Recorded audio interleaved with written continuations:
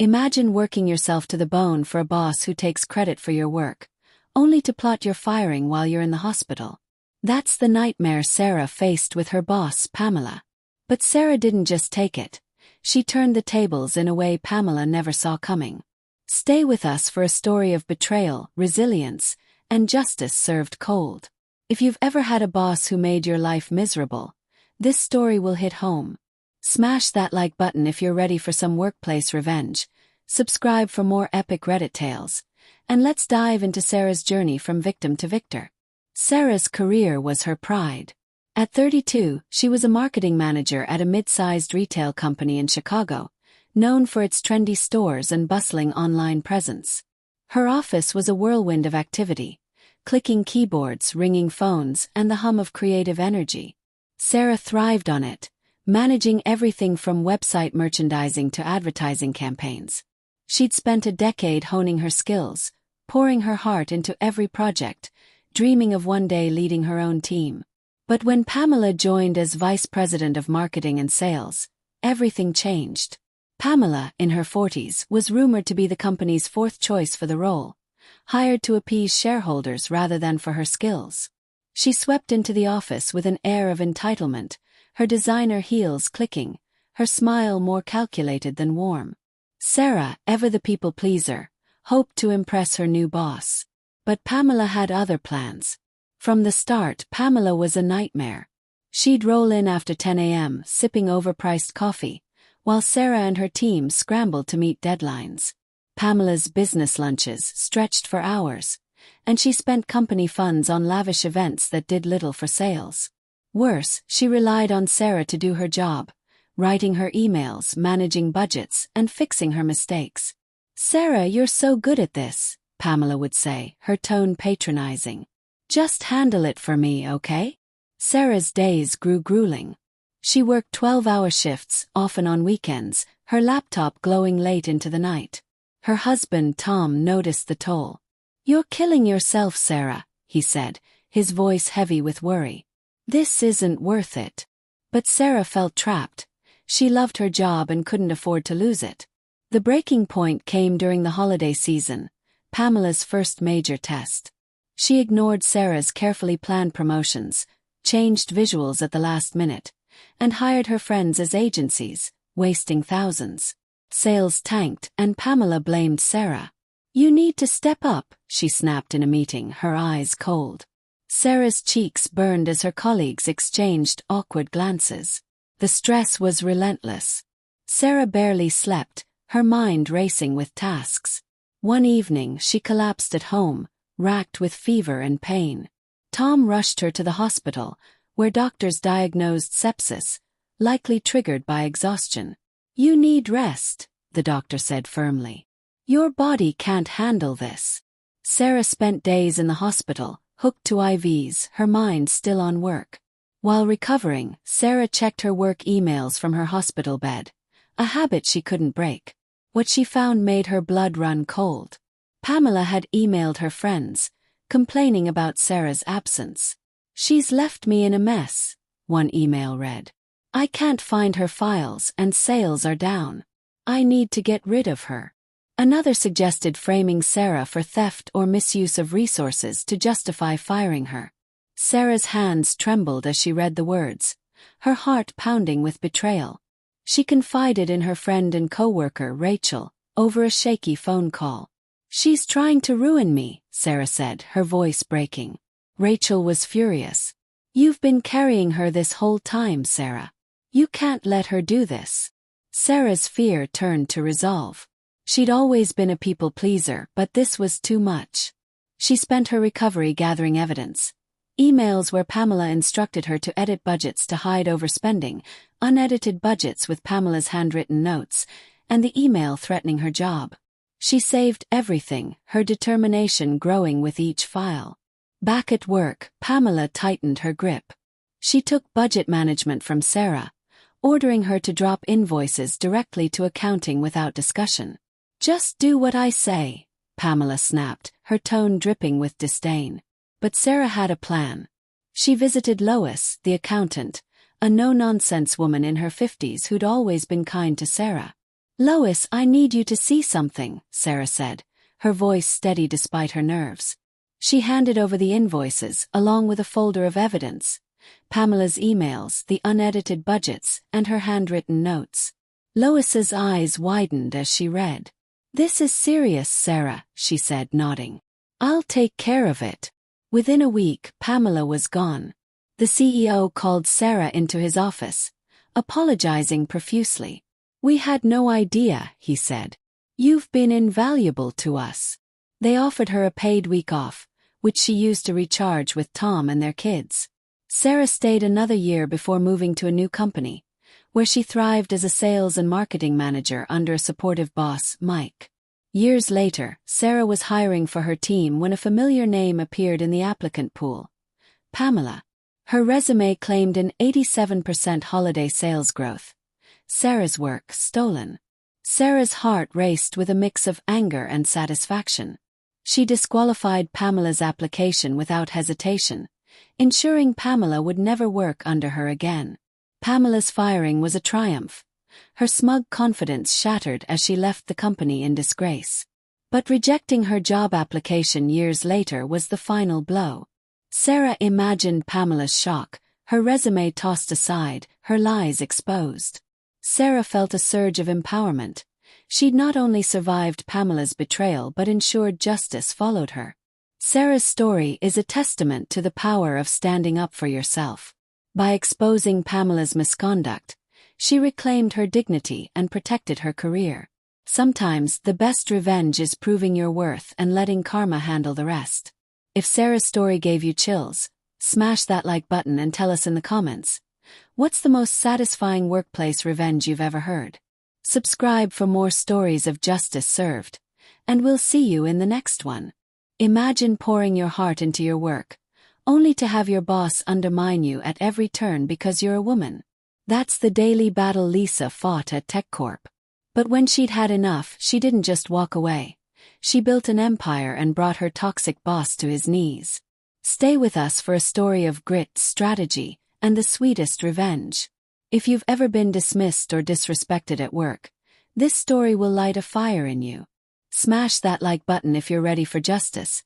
Subscribe for more epic Reddit revenge tales. And let's dive into Lisa's journey from underdog to unstoppable. Lisa was a tech prodigy, her fingers dancing across keyboards since high school, coding apps that won local competitions. At 28, she landed her dream job at TechCorp, a leading software development firm in Silicon Valley. The office buzzed with ambition: sleek monitors, open-plan desks, and the hum of innovation. Lisa was one of the few women in her department, but she was determined to shine. Her code was clean, her ideas bold, and her work ethic unmatched. She imagined a future where she'd climb the ranks, maybe even lead her own team. But her boss Bob had other ideas. Bob was the kind of manager who wore his authority like a badge. His voice booming over meetings. His smile more smirk than sincerity. At first, Lisa admired him, thinking his confidence meant competence. But that illusion shattered quickly. During her first team meeting, she pitched a feature to streamline user data processing. The room nodded in approval, but Bob cut her off mid-sentence. "Interesting, Lisa, but let's hear from someone with more experience." He turned to Mark, a junior developer, and asked for his input. Lisa's cheeks burned, but she stayed silent, chalking it up to a bad day. It wasn't a one-off. Bob's sexism was subtle but relentless. He'd call her sweetie in front of colleagues, dismiss her ideas with a wave, or say, "Tech's a tough field for women, Lisa. You sure you're up for it?" She'd force a smile, her stomach twisting, but inside she was seething. Her friend Emily, another woman in the department, shared her frustration over coffee breaks. "He's impossible," Emily whispered. "Last week, he told me I should focus on softer tasks like documentation." Lisa pushed through, pouring her energy into her work. She developed a groundbreaking feature for TechCorp's flagship product, a machine learning algorithm that could predict user behavior with uncanny accuracy. She spent late nights perfecting it, her laptop glowing in her small apartment, coffee mugs piling up.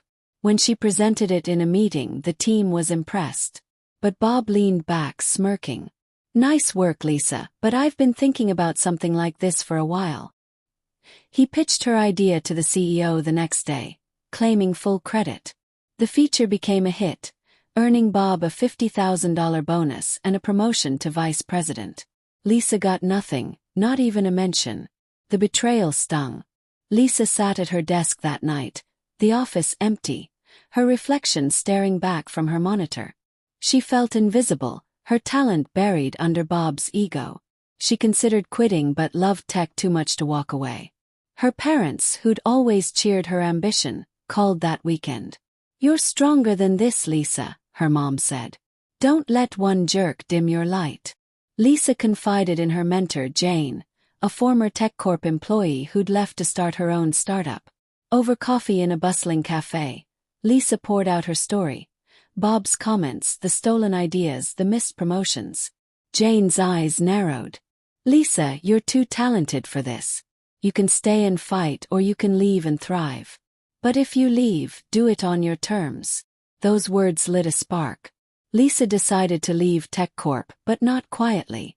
She spent weeks documenting Bob's behavior. Emails where he dismissed her contributions, meeting notes where he took credit, even a recorded voicemail where he said, "Lisa, stick to the easy stuff." She updated her resume, highlighting her role in the machine learning feature, and applied to competitors. Innovate Tech, a rising star in the industry known for its inclusive culture, offered her a senior developer role with a clear path to leadership.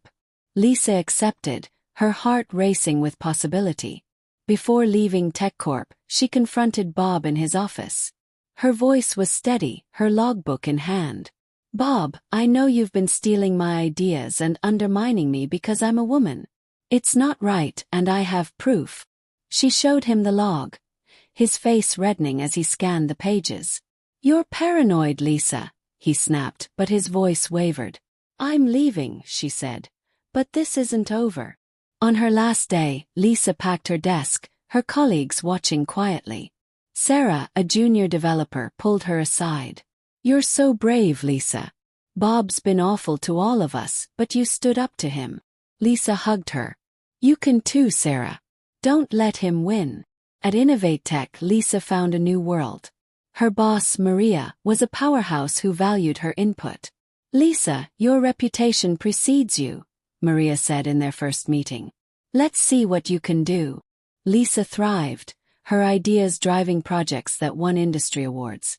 Within a year, she was promoted to Director of Engineering, and 2 years later, she became Vice President of Product Development. She mentored young women in tech, hosting workshops and sharing her story to inspire them.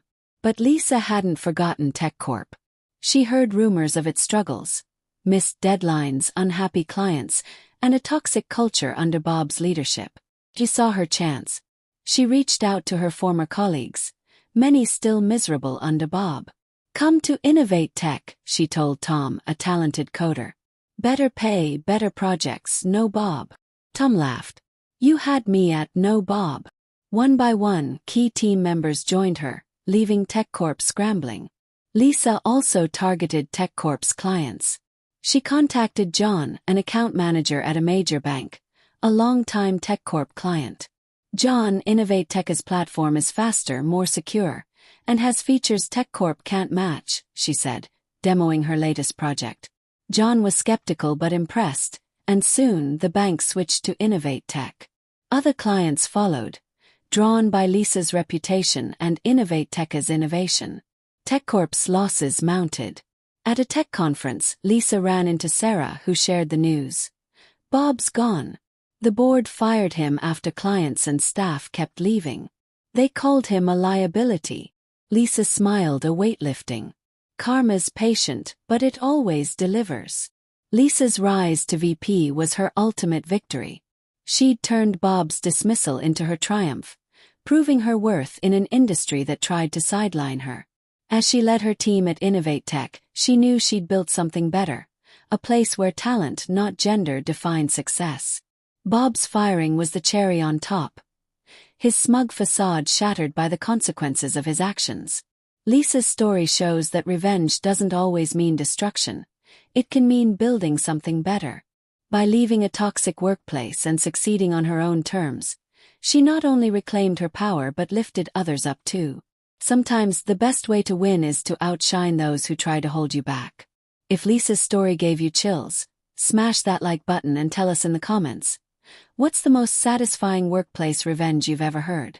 Subscribe for more stories of justice served, and we'll see you in the next one. Imagine losing your home to a cheating husband who betrayed you. That's what Lisa faced when Tom shattered their marriage. But she didn't leave quietly. She left a hidden gift that turned his life upside down.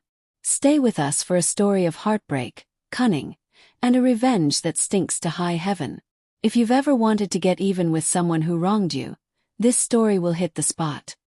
Hit that like button if you're ready for some creative justice. Subscribe for more epic Reddit revenge tales. And let's dive into Lisa's deliciously petty payback. Lisa's life was rooted in her home. She and Tom, married for 12 years, had built a life in their charming suburban house outside Boston. The house was Lisa's pride. Hardwood floors she'd refinished, a garden she tended, and a kitchen where she hosted family dinners. At 35, Lisa, a graphic designer, balanced her freelance work with dreams of starting a family. Tom, a real estate agent, was her rock, or so she thought. The signs were subtle at first. Tom's late nights at open houses, his sudden interest in cologne, his phone glued to his hand. Lisa brushed it off, trusting him. But one Saturday, while Tom was at a client meeting, Lisa found a hotel keycard in his briefcase. Her heart sank. She checked his email on their shared laptop and found reservations for a weekend getaway with Megan, his assistant. Messages confirmed an affair spanning months. Lisa's world crumbled. She confronted Tom that evening, her voice shaking. "How could you do this to us?" she demanded, holding the keycard. Tom's face fell, but he didn't deny it. "I'm not happy, Lisa," he said coldly. "I want out." The divorce was swift but brutal. Tom, with his real estate connections, kept the house, forcing Lisa to move into a small apartment. Lisa was devastated. She loved that house, every creaky floorboard, every rosebush. Her sister, Rachel, tried to lift her spirits. "You're better off without him," Rachel said over wine. "But I know it hurts." Lisa's friends rallied around her, but the loss of her home gnawed at her. She saw Tom's social media posts, showing off the house with Megan, as if Lisa had never existed. One night, unable to sleep, Lisa had an idea. She remembered a prank from college, hiding shrimp in a dorm to stink it up. The house was still legally accessible to her until the divorce finalized in a month. She could leave Tom a parting gift. The plan was petty, but it felt right. Lisa waited for a day when Tom was at an open house. She drove to the house, her old key still working. The familiar scent of her home hit her like a wave. Lavender candles, wood polish. She fought back tears and got to work. In the hardware store, she'd bought a bag of prawns, their briny smell already potent. She climbed a ladder, unscrewed the curtain rods in every room, living room, bedroom, dining room, and stuffed prawns inside the hollow tubes. She sealed them back, careful to leave no trace. As she worked, memories flooded back.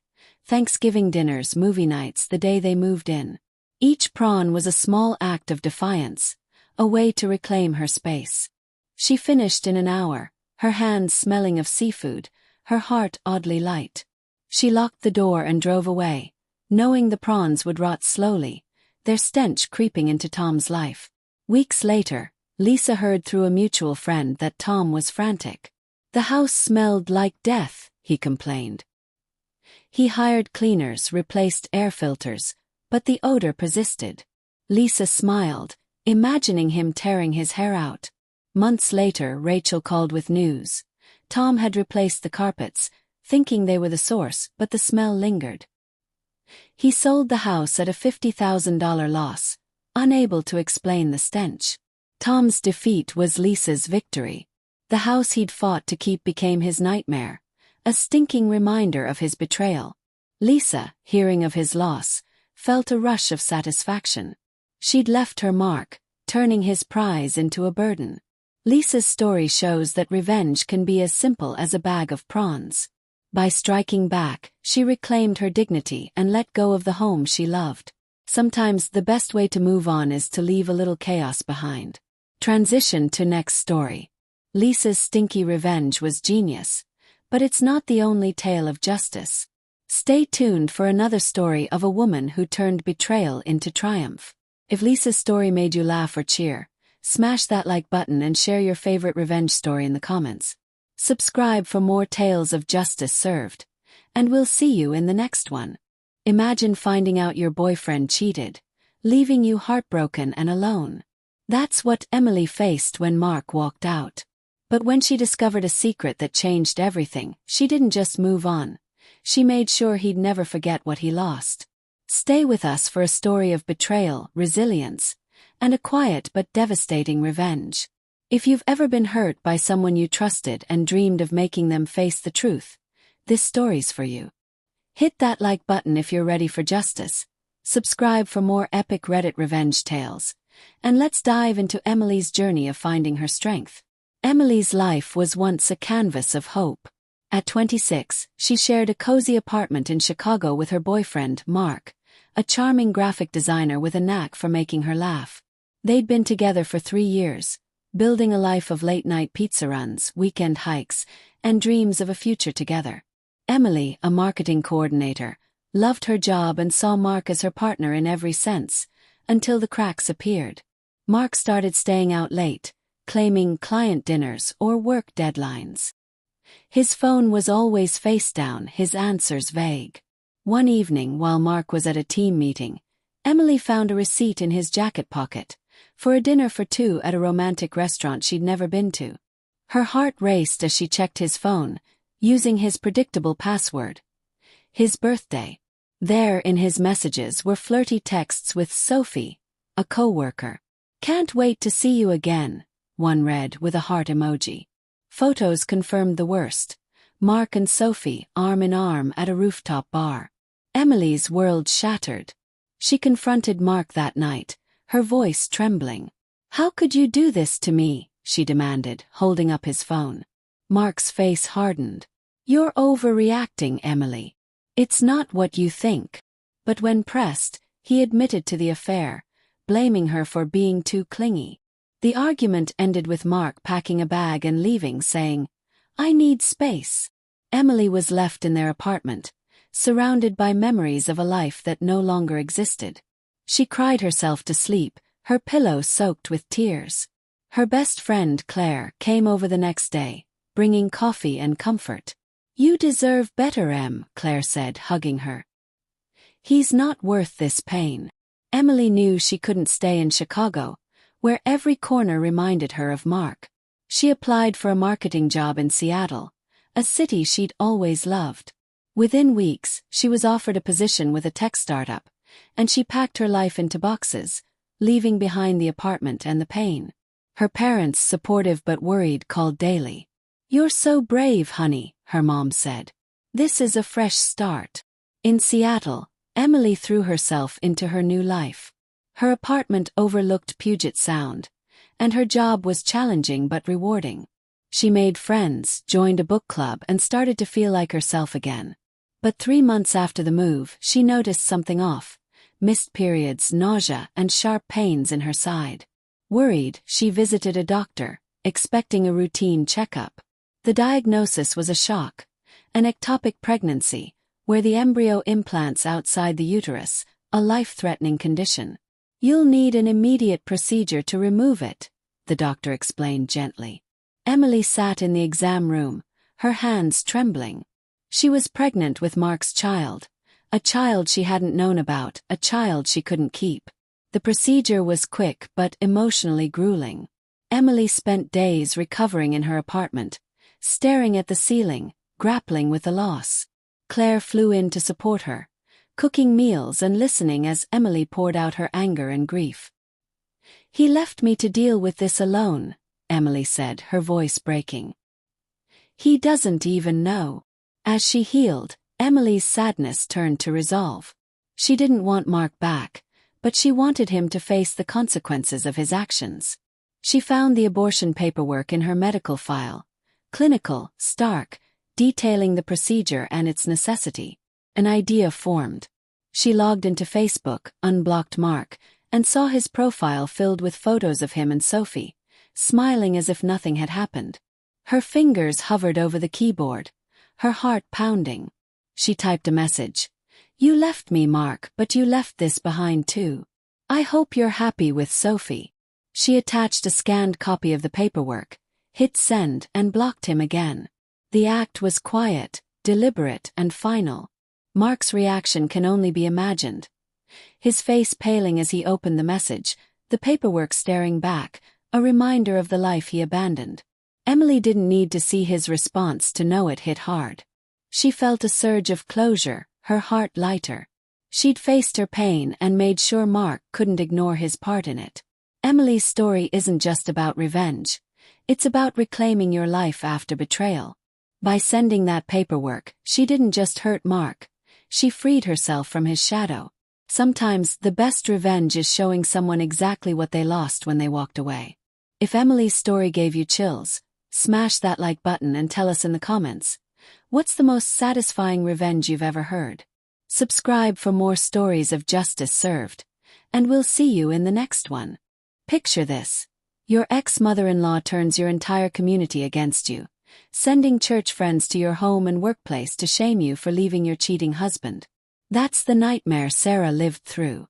But she didn't just endure it. She planned a comeback that left everyone stunned. Stay with us for a story of betrayal, courage, and the sweetest revenge. If you've ever been pushed to your breaking point and dreamed of fighting back, this story will hit home. Smash that like button if you're ready for justice. Subscribe for more epic Reddit revenge tales. And let's dive into Sarah's journey of reclaiming her life. Sarah's life once felt like a dream. 15 years ago, she stood in a white dress, exchanging vows with John under a canopy of flowers in their small-town church. Their daughters, Emily, now 17, and Lily, 15, filled their home with laughter. Family dinners were a nightly ritual. Spaghetti nights, board games, and plans for the future. Sarah, a dedicated accountant, balanced her career with motherhood, believing she had built a life that would last forever. But cracks appeared. John started staying late at work, his phone always locked, his excuses vague. One rainy evening, while John was in the shower, Sarah noticed his phone buzzing on the kitchen counter. A text from Claire popped up. "Miss you already." Her heart sank. She unlocked the phone. John's password was their anniversary, and found months of flirty messages, photos, and plans for secret meetups. Claire was a co-worker, and their affair had been going on for nearly a year. Sarah's world crumbled. She confronted John that night, her voice shaking with rage. "How could you do this to us?" she demanded, tears streaming down her face. John shrugged, his voice cold. "It's not a big deal, Sarah. You're overreacting." But Sarah wasn't overreacting. She spent weeks wrestling with her pain, hiding her tears from Emily and Lily. She decided to file for divorce, determined to protect her daughters and rebuild their lives. The process was grueling. Legal meetings, dividing assets, and explaining to the girls why their father was moving out. Emily, the quieter one, internalized her hurt, while Lily's anger flared. "He doesn't deserve you, Mom," she said, hugging Sarah tightly. Just when Sarah thought the worst was over, John's mother, Mary, entered the fray. Mary was a pillar of their local church, known for her pristine dresses and sanctimonious air. She couldn't accept the divorce, believing it tarnished her family's reputation. She blamed Sarah entirely, calling her unforgiving and selfish in voicemails that arrived late at night. "Sarah, you're tearing this family apart," Mary's voice hissed through the phone. "God wants you to forgive John and save your marriage." Sarah deleted the messages, her hands trembling, hoping Mary would give up. But Mary had other plans. Mary rallied her church friends to save Sarah's soul. It started with Mrs. Thompson, a stern woman with a penchant for judgment. One evening, as Sarah helped Lily with algebra at the kitchen table, the doorbell rang. Mrs. Thompson stood there, Bible in hand. Sarah, I'm here to talk about your marriage, she said, pushing past the threshold. John made a mistake, but divorce is a sin. Sarah's stomach churned. Mrs. Thompson, this is my home. Please respect my decision. But Mrs. Thompson pressed on. You're setting a terrible example for your girls.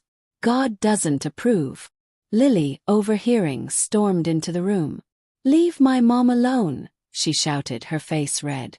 Sarah ushered her daughter away, her heart pounding with anger and humiliation. These visits became a weekly ordeal.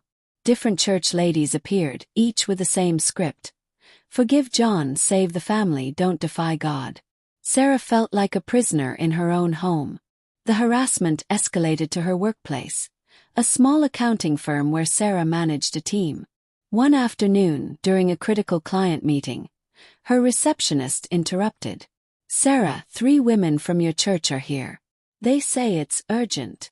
Sarah excused herself, her palms sweaty. In the lobby, 3 church ladies stood, their voices carrying. Sarah, you're making a grave mistake, one declared. You need to reconcile with John for your daughter's sake. Not here, Sarah pleaded, glancing at her co-workers' curious stares. This is my workplace. But they ignored her, preaching about sin until her boss intervened, escorting them out. Sarah returned to her desk, her face burning with embarrassment. Her colleagues' pitying glances followed her for days. That night, Sarah broke down at her kitchen table, divorce papers scattered before her. Emily and Lily found her, their faces etched with worry. Mom, what's wrong? Emily asked, her voice soft. Sarah poured out her pain, the voicemails, the home visits, the workplace humiliation. Lily's eyes blazed. This isn't fair. You can't let them do this to you. Emily nodded. You've always told us to stand up for ourselves, Mom. It's time you did too. Their words sparked something in Sarah. She was done being a victim. Over the next few weeks, she became a detective in her own life. She saved John's incriminating texts, emails from Mary urging him to lie about the affair, and recorded a call where Mary berated her. You're a disgrace, Sarah. You'll regret this. Each piece of evidence fueled her resolve. Sarah also confided in her best friend, Rachel, a co-worker who had seen the workplace incident. You're stronger than this, Sarah, Rachel said over coffee. Show them who you are. Rachel's support, combined with her daughter's encouragement, solidified Sarah's plan. She decided to confront Mary where it would hurt most. The church, the source of Mary's power. Sarah hadn't attended services since the divorce, but she knew the congregation respected Mary's facade of piety. The following Sunday, Sarah walked into the church, Emily and Lily by her side. Her heart pounded, but their presence gave her strength. The church was packed, the air thick with hymns and anticipation. Mary sat in the front row, her face smug, unaware of what was coming. The pastor, a kind man named Reverend Daniels, delivered his sermon, then opened the floor for announcements. Sarah stood, her knees trembling. Pastor, may I speak? She asked, her voice steady despite her nerves. Reverend Daniels, surprised but warm, nodded. Of course, Sarah. Sarah took a deep breath, clutching her phone. I want to thank everyone who supported me through my divorce. But I need to clear up some lies being spread about me. She held up her phone, showing John's texts to nearby congregants. Gasps rippled through the room as people read his confessions. Then she played Mary's recorded call, her harsh words echoing. You're a disgrace, Sarah. Mary has been sending people to my home and workplace, Sarah continued, her voice trembling with emotion. She's tried to shame me into taking John back, but these messages show the truth. John betrayed our marriage, and Mary supported his lies. The congregation fell silent. Mary's face drained of color. She stood, trying to interrupt. This is outrageous, she shouted, but Reverend Daniels raised a hand. Let her finish, Mary. Sarah's voice grew stronger. I'm not here to tear anyone down. I just want the harassment to stop so I can raise my daughters in peace. When she finished, the silence broke. Murmurs filled the room as people turned to Mary with disapproval. Some approached Sarah, offering hugs and apologies. Mary, humiliated, grabbed her purse and stormed out, never to return to the church. Mary's exit was a moment of triumph. Her smug confidence crumbled as the congregation saw her true colors. Sarah felt a rush of relief, her shoulders lightening for the first time in months. Emily and Lily squeezed her hands, their proud smiles saying it all. Sarah had reclaimed her life and shown her daughters what it meant to stand tall. Sarah's story isn't just about revenge. It's about finding your voice when the world tries to silence you. By exposing Mary's lies, she protected her family and taught her daughters the power of courage. Sometimes, justice means standing up and speaking your truth no matter how hard it is. Sarah's victory was unforgettable, but she's not the only one who got justice. Next, we'll hear about Lisa, who turned a toxic workplace into her ultimate triumph.